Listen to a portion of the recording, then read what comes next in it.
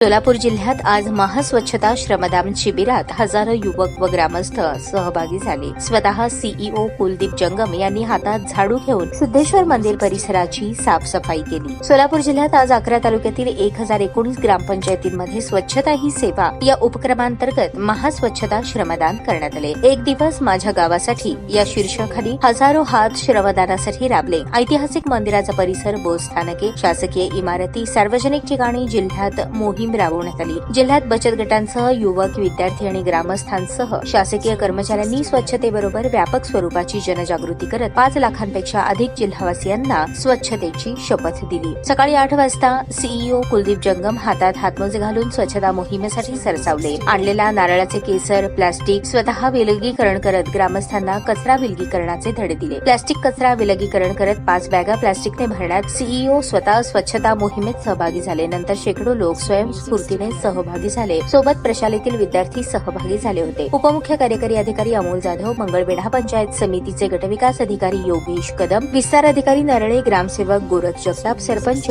साधना डोके, तानाजी डोके, पाणी व स्वच्छता विभागातील सचिन जाधव, सचिन सोनवणे, शंकर बनगर, प्रशांत दवडे, महादेव शिंदे यांच्यासह ग्रामस्थ व विद्यार्थी उपस्थित होते। अशाच नवनवीन अपडेटसाठी जनता राज्य न्यूज चॅनलला सबस्क्राईब करा, लाईक करा आणि शेअर करायला विसरू नका।